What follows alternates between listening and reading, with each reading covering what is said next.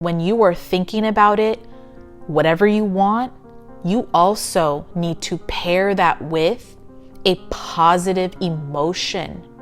So your body and your mind are working together. They're aligned. They are connected.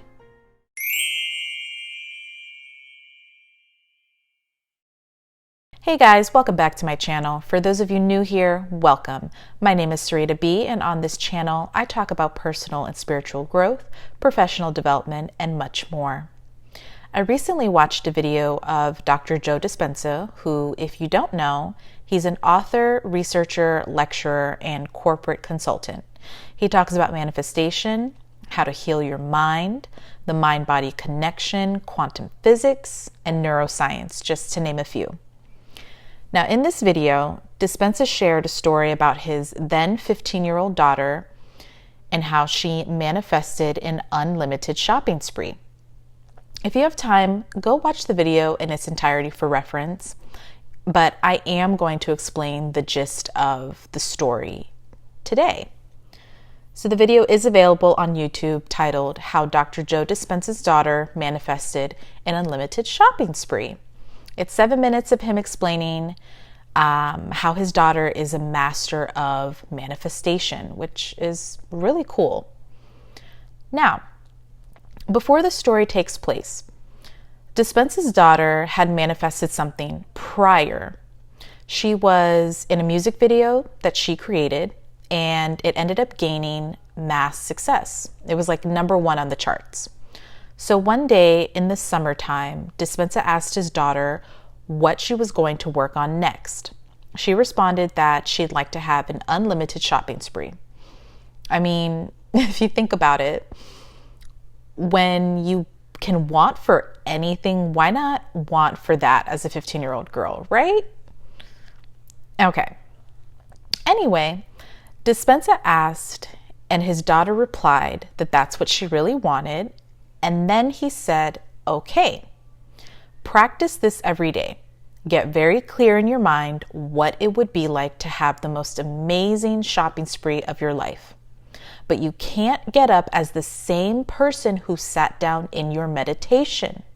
You have to get up like you just had the most amazing shopping spree and you shopped till you dropped. So that's what she set out to do. Every morning during her meditation, she would envision herself having this amazing, unlimited shopping spree. She acted like it had already been produced in her reality. She was giddy, excited, elated, all the things. Now, the reason why I am telling this story is because of what Dr. Dispenza said next, okay?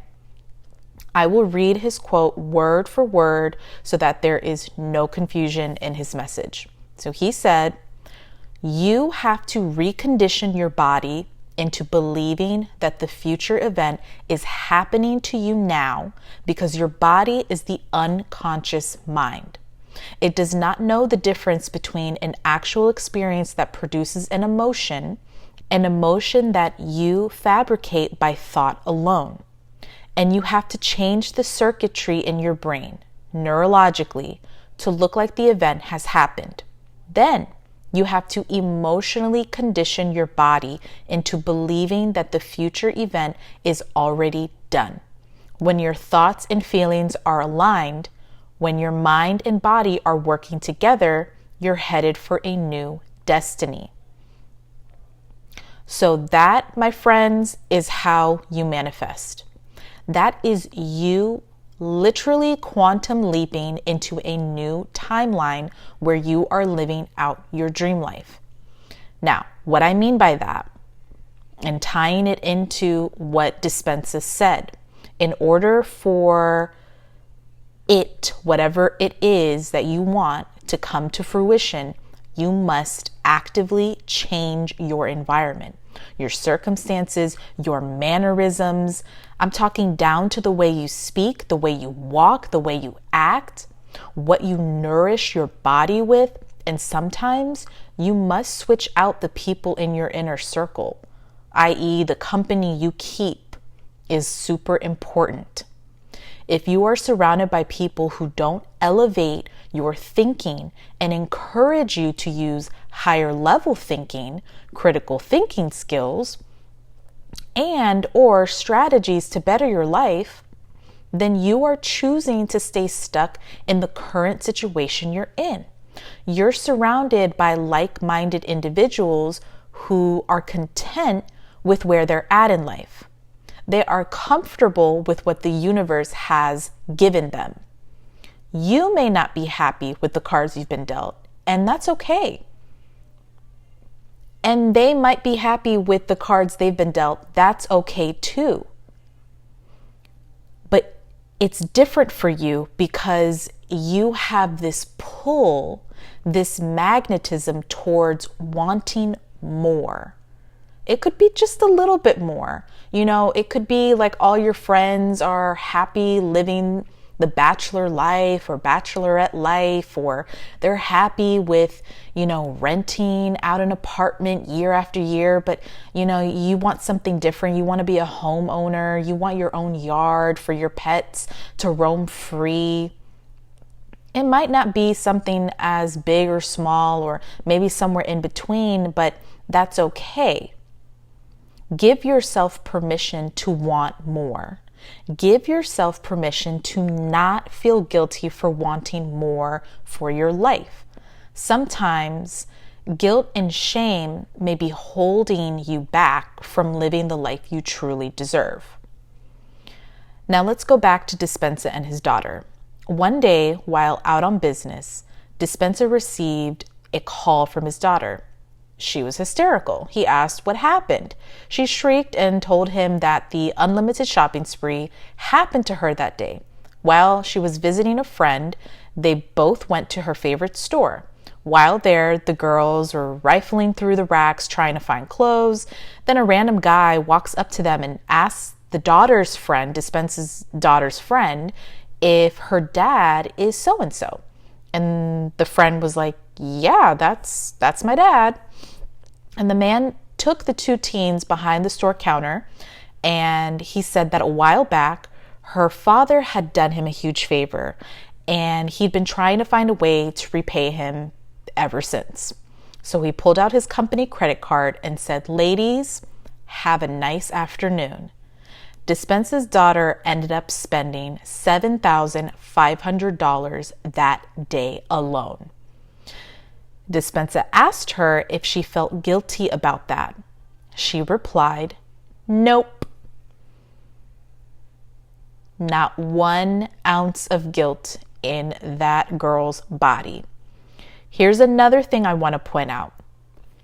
Dispenza mentioned that his daughter did not feel guilty that this fun little miracle happened to her. You may be wondering, why would anyone feel guilty about a shopping spree? Sometimes our minds can be so powerful. Sometimes people don't believe that they even deserve to be treated to something nice, like a day full of shopping. If you're not used to being spoiled now and then, or being taken care of, or not used to receiving money, a lot of money, a little bit of money, some money in between, it can feel wrong when the opportunity presents itself to you. Like, what's the catch? I feel like the other shoe is going to drop. Okay? Like you're in the wrong timeline or something. Things like this don't happen to you. They happen to other people, but they don't happen to you. Now, let me tell you something. Sometimes we may wonder why good things happen to bad people. Like, for example, you see some CEOs are earning billions of dollars. And if we were ever gifted, like you, the common man, woman, the common working class citizen, if we were ever gifted $100,000, that would be life-changing money to us. We wonder, what did it take for the CEOs to earn $1 billion when I may not be able to retire with only $1 million to my name? I'd be lucky to accrue that amount of money when I'm already living paycheck to paycheck today. Someone once said to me that the difference between someone who has gained the things that they wanted versus someone who hasn't is that the one who has everything does not feel guilty for what they received, how they received it, none of that. Some people just don't feel guilty for the good or the bad things they've done. Guilt and shame do not exist to them. So if you think about that, when you start to really think about how you feel when you receive good news, when you receive a gift, sit with yourself, pause for a minute, and really take in the emotion you're feeling in that moment. What's the first emotion you're feeling? Is it excitement? Is it happiness? Is it fleeting? You know, it can be happiness, but does it go away as quickly as it came? That's also something too. Because the difference between fleeting happiness, like the feeling of being elated, overjoyed about receiving good news, like, oh, your car just got paid off, or you paid off your student loans, like you just made your last payment and, you know, you're free. That feeling, it's like, yes, you're so excited. You know, you received some good news. You're so excited about it. But compare that to Dispenza's daughter, who had to meditate every single morning and feel giddy and excited and elated and over the moon about that shopping spree, that one little shopping spree. Sometimes we take for granted the good feeling that comes from receiving blessings. And we ruminate and we think about, and we make these, you know, not so great news and sad news the bigger thing than it needs to be. It's like sometimes people will choose to feel negative emotions more and for longer than the positive emotions, the positive feelings.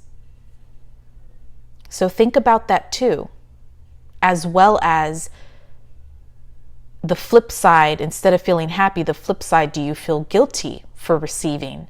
Do you feel a little bit of shame for receiving good things? Sometimes we can be a tad bit too deprecating, self-deprecating, and, you know, we put ourselves down and a little bit too critical of ourselves. And it's like, well, I don't really deserve that because, you know what? I did that one thing one time ago.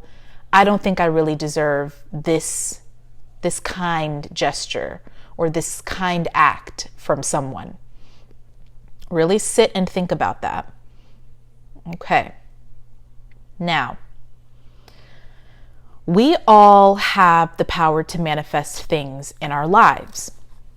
Even if you're feeling exceptionally pessimistic lately, I want you to do this activity. Think about something you really want and act like it's already yours. It doesn't have to be anything big. It can be as trivial as someone paying for your lunch, or someone paying for your gas, or handing you free park tickets. Doesn't matter. Okay? It can be whatever your heart desires. That's the beauty of this lesson. The main idea is for you to practice. We all have this gift. Sometimes the manifestation can be so small. Now thinking back to Joedispenza's daughter, who was 15 at the time, kids are powerful manifestors. They don't subscribe to pessimism or cynicism or put down behavior. Everything is in reach. To them, life is nothing more than a string of unlimited opportunities for them to get whatever the hell they want. When you really want something, you almost have to be childlike in your approach. As we get older, we lose our childlike wonder. Think about a toddler. A toddler is obnoxious and incessant with their wants and needs. They are going to ask mom a million, trillion, bajillion times for a toy. Mom is going to say, not now, or maybe later, maybe not, who knows.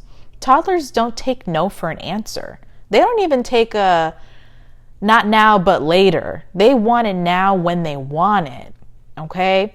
They're going to throw that temper tantrum until they get what they want when they want it. They will manipulate, ask, beg, plead, tweak, crash out, ask again, bug the heck out of you until you break down. They break your walls down and you give in.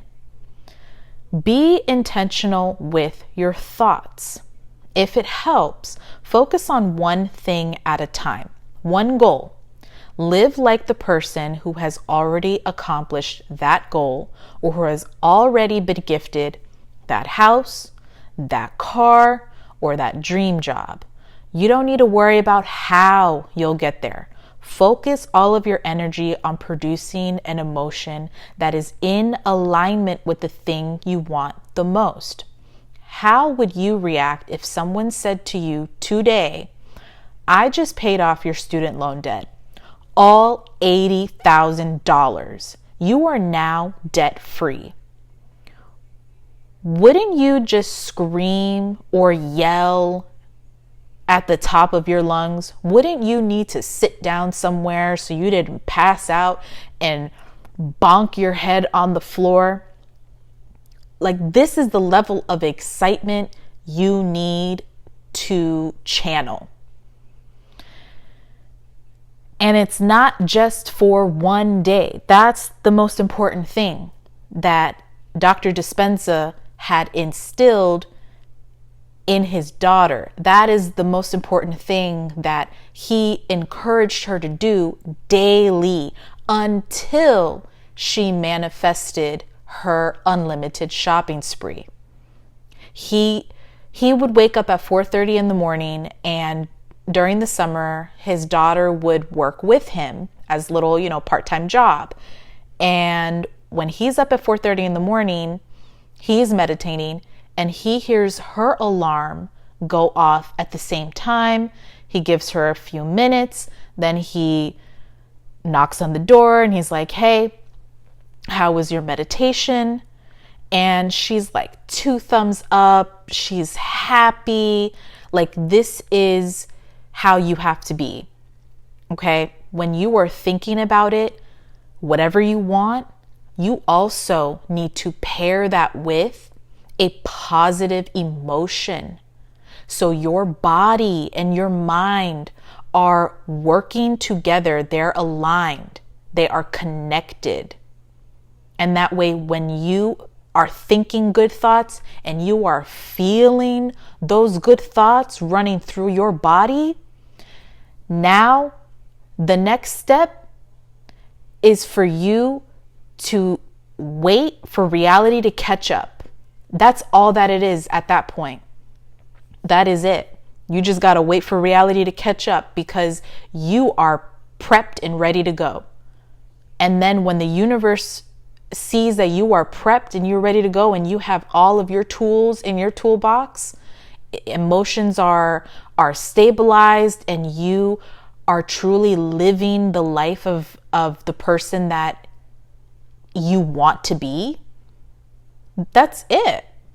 Like, that is how you that's how you jump tracks. And now you're living in a new timeline, your new destiny.